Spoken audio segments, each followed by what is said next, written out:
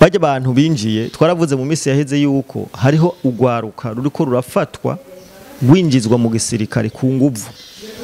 Hariho abantu abanyagihugu bagagusanga mu botike, ayo namakuru duhabwa n'abantu bari Bukavu na Goma, barashobora kuza bakagusanga mu botike bakakobrija kwambara ujya mwambara kugira ngo murazi yuko ubundi urugamba rwabo rubera ku mbuga ngurukana bumenyi kugira ngo bashobore kwemeza amakungu yuko bariko barakora ikintu gikomeye cyane. Mu gihe M23 yoyo yapostinze ujya munsi mukuru ngo binjije abasirikare, umuntu birashika umuntu yoba yarabonye bariko baragira formation arashaka kutwandikira akatubwira, ariko ndaza kubashiramo aka video ka Kongo ukuntu bariko baratera igifusi, ubona baterana n'amabugito igisirikare gikwiye kubera ikinone Kongo yikubisa gashi canke yabonye ko ari cyo gihe kugira ngo ikore igisirikare nyacu.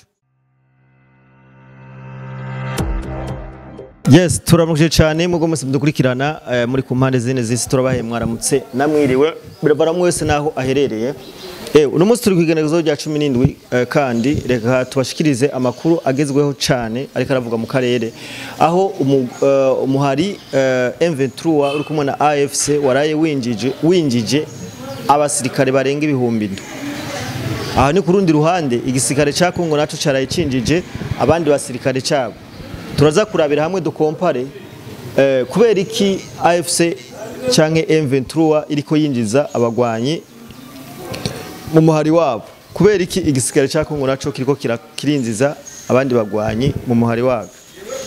Mubandanye mudukurikirana, utarakora subscribe, like, share, abandanya bikora kugira ngo tubandanye tugira umuryango wagutse kuri urubuga. Tubamenyesha ko imbere yuko dutangura ikiganiro nyezina twama tubanza kwamamaza abadutumye muri UNASCOKI, Union Nationale de Société Coopérative Kibonobono, barahamagara abantu bose bifuza gutwara imitahe ko bo bikora vuba bwango kugira ngo dushike kumbona kazoza imeze neza cyane twese turi kumwe ku muvuduko w'iterambere.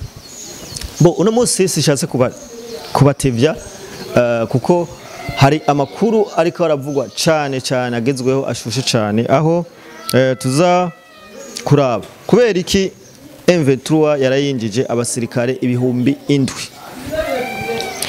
Twaravuze ko M23 ubundi ni igihugu cy'u Rwanda nico kiri hariya kuko M23 yuzuyemo abasirikare b'u Rwanda muri rusange. Abasirikare b'u Rwanda nabo bakaba bashimye gukorana natwigwaneho ariyo y'abanyamurenge. Abanyamurenge bamwe igice kimwe cikuye ku banyamurenge gihitamwe kugambanira ubwoko bwabo. Hama hariho na AFC alias Fleuve Congo ni igisirikare cha Colonel Nanga, barayibongeye kongeza abandi basirikare ibihumbi indwi. Kubera iki bari kubarinziza igisirikare muri M23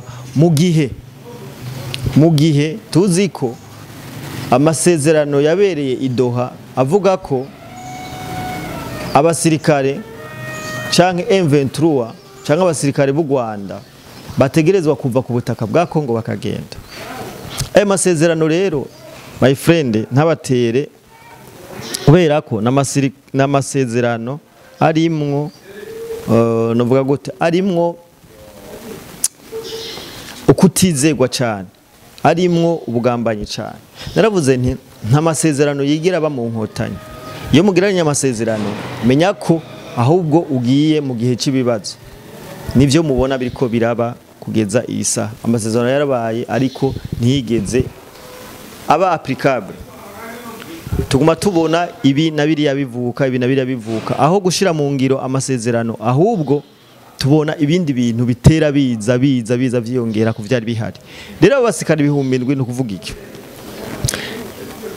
Ico novuga cyane menyesha abantu nuko M23 yamaze ari imeze nk'inyoni yacitse amababa. Inyoni yacitse amababa ntishobora kuguruka. Niko M23 imeze pour le moment. Ariko haracariho kakantu ko kwidadira bavuga nti ntitwova muri Kongo kubera ko Kongo turayikeneye. My friend, ijya Kongo u Rwanda rurayikeneye cyane. Niyo mpamvu nubwo vyogenda gute bofuma babakuza y'inkoni, babakuza y'inkoni hako bavayo. Kubera ko kuva muri Kongo ninko kwiteza ubukene budasanzwe ku gihugu cy'u Rwanda. Rero bajya abantu binjiye twaravuze mu minsi yaheze yuko hariho ugwaruka ruriko rurafatwa rwinjizwa mu gisirikare ku nguvu.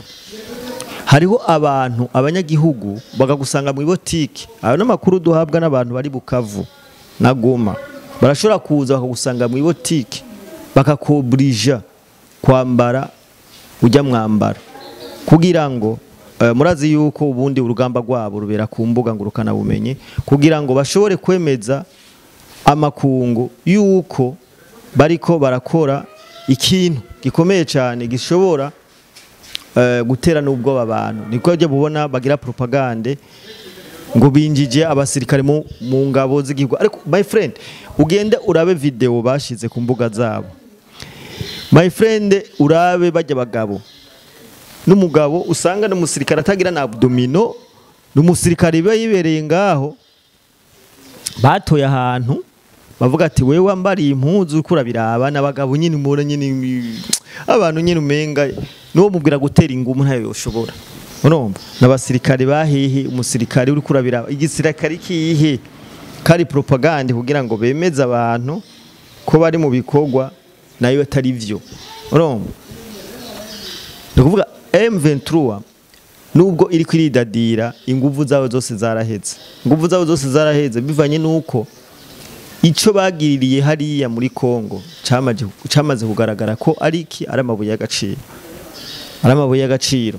Niyo mpamvu ubona bagerageza kuguma bafonsa ariko amakuru twabashikiriza nuko M23 ntikiriya inde M23 muzi ya kera. Ibi rero bashobora kuba bariko barabikora kugira ngo muri wa mugambi wo gutera ubwoba abanyagihugu b'abarundi bumve ko vuba Uvira bayegereje igombize ibimo ingwana. So nivyo nikorera imbiri. Rero nta gisirikare M23 ifise cotuma umuntu agira ubwoba. Niyo mpamvu ubona ibintu vyose biriko biraba ari nka propaganda, tubifata nka propaganda, tubifata nko kwiyerekana canke gushaka ni nko gushikuza, sivyo? Rero reka ndakwereke impamvu abajya basirikare batandukanye nabo basirikare ba Kongo. Kongo ahantu yaciye bivuguruza neza, yaciye ishira akavideo kabo ku mbuga barerekana itize rya gisirikare. Mu gihe M23 yoyo yapostinze ujya munsi mukuru ngo binjije abasirikare. Umuntu birashika, umuntu yoba yarabonye bariko baragira formation arashaka kutwandikira akatubwira. Ariko ndaza kubashiramo aka video ka Kongo ukuntu bariko baratera igifusi, ubona baterana n'amambugito igisirikare gikwiye. Kubera iki none Kongo yikubisa gashi canke yabonye ko ari cyo gihe kugira ngo ikore igisirikare nyacu.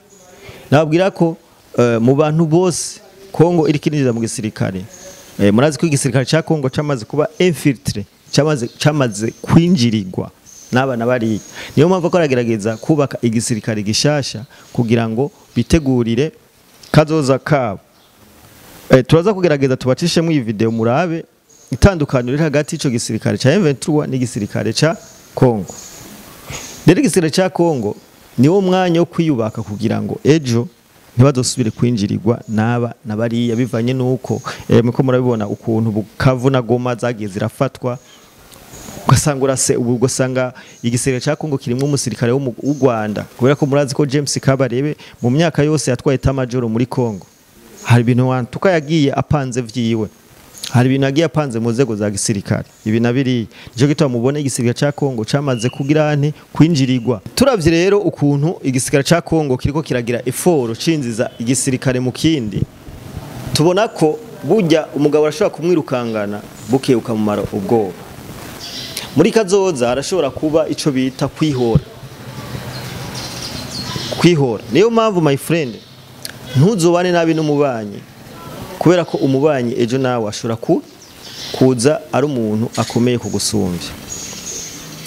Je suis sûr ko bino bintu kongira kirakora kuno kuntu igisirikare cyo kiragerageza bariko baragerageza kubaka ikindi gisirikare cyabo ni ibintu bizohindura amateka ya Kongo, kubera ko uri kuraraba abasirikare bo kuva kuri Mobutu n'abasirikare bariko baragenda bakura bavaho.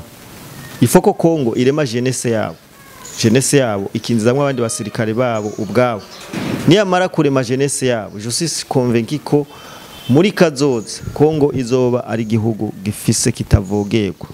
Rero ibi ni bintu twagomba dutere intege leta ya Kongo, ibintu iri kirakora sharap ni ibintu bizima cyane, ni ibintu bizima cyane bitandukanye n'ibintu M23 urabona ko ibintu uri kuruba kurabona ko ari ibintu bitaba bifashe, uzibona ngo umva bama ku makamera bama ngaha anya, mbega ico gisirikare cyo bakigizwe n'imihari 3.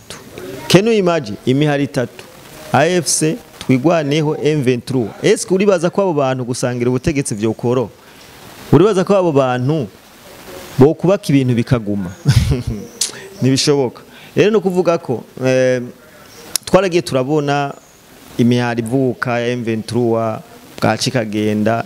My friend, nibi niko bizogenda. Hari abantu vuba bazocigwa imanza, hari abantu vuba bazogenda mu busho mu babure. Aba Sultani Makenga birwa kuri za mikro bagirane terabwoba ngo twinjije igisirikare ntimwatweretse aho bagiriye formation, mwe mutweretse muri ko muracelebra abantu mwagiye murafata abanyagihugu hariya mubambitse impuzu muciye mugenda hajya muzanya amakamera muzanya amakamera murakameye urumva mbona ibintu no kuvuga ni nama point strategique bakoresha cyane yamaze kugirane kumenyekana kandi urumva nongere nshimira abajene ba Bukavu na Goma hajya hako kwicwa wofuma wemera byose bagutegetse hama ukazokwirivolta mu nyuma ariko je suis sûr ko ubaravye mu maso nakiya gisirikare cyabo biraboneka ko batanishimye, biraboneka ko batanishimye ari ibintu nyene babataye mu ko nyene nuko nibaza ko vuba tuzobona ico umwanya tubikiye. So katubashimire cyane mwe mwese mukora dukurikirana, tugenda tubatoreza amakuru agezweho kugira ngo tugende tubaha amakuru ari update. Hama no munsi nashoboye gukora ndumwe bivanye nuko wo dukorana alu yafatiriwe yagiye mu bindi bikorwa. So turabakunda cyane, mubane mukora subscribe, murayikinga, mugira partage ku biganiro kugira ngo bigere kure n'utarabibona kugira ngo ashobore kubibona. Turabakunda cyane, ciao ciao.